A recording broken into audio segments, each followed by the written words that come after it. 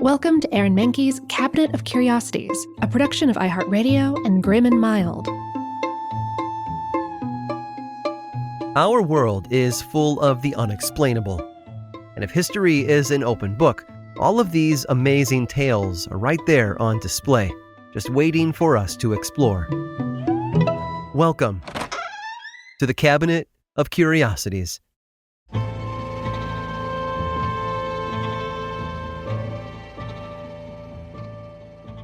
In 1851, a young British man visited London on grim business. He had just finished burying his mother, and now he had the unenviable task of going through her estate. He was emptying her desk drawer when he found a small black object wrapped in paper. When he realized what it was, he almost dropped it. It was his father's burned and blackened heart. The story of how the heart wound up in that desk begins in 1814 with one of the most quintessentially Gothic love affairs in history. It centered on two star-crossed lovers. Mary was the 16-year-old daughter of a broke novelist. Percy was a young poet who hung around Mary's house, always trying to get her father to look at his writing. He was also 21 and married, with a child on the way. Despite the obstacles, Mary and Percy were instantly drawn to one another. They soon began a torrid affair, meeting in secret by her mother's gravestone. Eventually, they decided to make their love public, revealing it to Mary's father and Percy's wife. Neither family took the news very well, and Percy was forbidden from seeing Mary ever again. But the young lovers refused to accept defeat. They fled home and spent months traveling abroad in Europe. When they returned, Mary was pregnant. Unfortunately, the child was born premature and died only a few days later. Mary's grief was made worse when news of her affair spread. She and Percy were ostracized by London society. The scandal soon became so overwhelming, the couple decided to flee England again, despite being out of money. It wasn't long before another tragedy struck. 2 years into the affair, Percy's wife Harriet was found floating in London's Serpentine River, having taken her own life. Mary was riddled with guilt over Harriet's death, but it solved a lot of her problems too. She and Percy were married only 2 weeks later, finally putting an end to the gossip. They were now free to live more or less as they pleased, but still preferred to avoid London, where they felt unwelcome for so long. They traveled often, staying in the Italian countryside with Percy's wealthy author friends. Meanwhile, Percy and Mary's relationship continued to face obstacles. They lost 2 more children to illness, leaving Mary deeply depressed.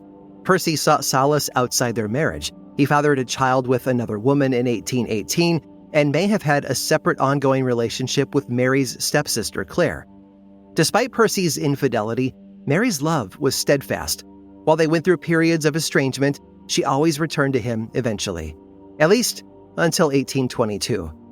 On July 8th of that year, Percy was sailing off the coast of Italy when he was caught in a storm. The boat capsized and 29-year-old Percy drowned. His body washed up on shore where it was found 10 days later. Because it was in the water so long, there were concerns that the body might carry bacteria. It was cremated on the beach, and the remains were taken to Rome for burial. At least, most of the remains were buried there. For some reason, Percy's heart survived the cremation. This is hard to explain, but it could have been caused by the heart calcifying due to an earlier bout of tuberculosis. For Mary, though, it was proof that her husband's romantic spirit persisted beyond the grave. She brought the organ home, wrapped it in one of Percy's poems, and placed it in the top drawer of her writing desk, where it stayed until her death. It's a little spooky to think of her sitting at that desk, writing away while her husband's calcified heart lay mere inches away.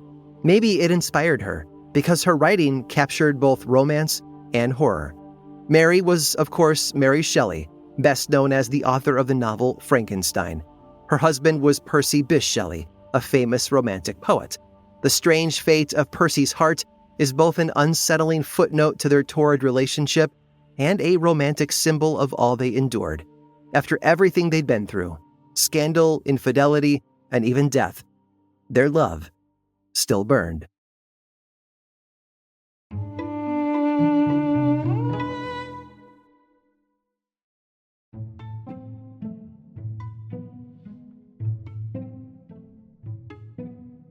When a person dies, we remember them in a number of ways. We hold a funeral so that we can bid them goodbye one last time.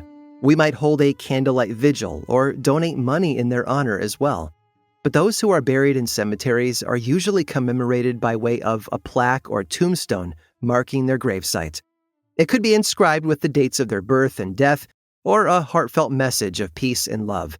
But not Sir George Yeardley. His grave was different, and for a good reason. George was born in 1587 in Surrey, England, the son of a merchant tailor from London. But rather than enter the family business, he took a different route for his life. He joined the military. He spent several years at war before seeking new horizons, quite literally. In 1609, George ventured out to sea with Sir Thomas Gates and a fleet of ships carrying colonists and supplies for an expedition to Jamestown in America. Although their trip took a bit longer than expected, a nasty storm forced their ship to wreck in Bermuda, and it took the crew almost a whole year to build 2 new ships that would take everyone to Virginia. But they eventually made it. By the time everyone arrived, conditions in the colony had grown dire. Many were already dead from sickness or a lack of food, or from attacks by the local indigenous tribes. But while others took to helping the struggling colony, George was given another task. He was sent to look for gold and silver in the nearby mountain ranges. Years passed, and in 1616, his hard work and loyalty had earned him the title of Deputy Governor of Virginia.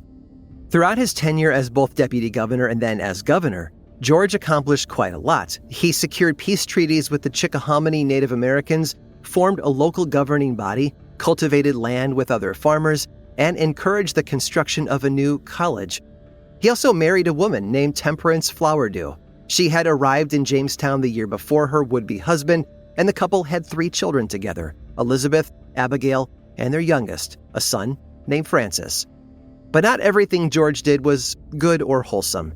He oversaw the introduction of the slave trade to Virginia when a ship carrying dozens of enslaved Africans landed on its shores. The governor then chose to own a number of enslaved persons himself, putting them to work on his private plantation. Sir George Yeardley did not live long. He died in 1627 when he was roughly 40 years of age. His body was laid to rest in Jamestown and adorned with a large grave marker made of polished black limestone. It was a significant grave, too, likely of some great expense, given that it had to be quarried, cut, and imported from Europe. The stone featured a carving of a knight in armor. To its left, a curly symbol that resembled a backwards question mark, and to the right, the imprint of a shield. When first installed at his grave, these carvings would have been covered by brass overlays, each with intricate details. But record of who the stone had belonged to had been lost for 4 centuries, leading many to speculate as to who the owner might have been. Well, in September of 2024, we finally got our answer. Researchers determined that Sir George Yeardley had in fact been the original recipient of the gravestone following his death and burial in Jamestown. But they didn't obtain this information by testing his remains for traces of DNA. There was none to test after such a long period of time. Instead, they poured through documents and records dating back to the 1600s. Figuring the shape on the stone was a knight, they looked at all deceased Englishmen from the 1620s who had been knighted, and this led them straight to Yeardley. As for the stone itself, the researchers were also able to find out that it was over 300 million years old and had come from either Ireland or Belgium. It would have been very expensive and chosen by Yeardley or someone close to him in order to show off just how rich he really was. But there's something else about Sir George, a fact that sets him apart from all others in both Jamestown and the rest of America. His grave is so old, it's believed to be the first in the country ever to be marked with a gravestone. And that fact, well, it kind of rocks.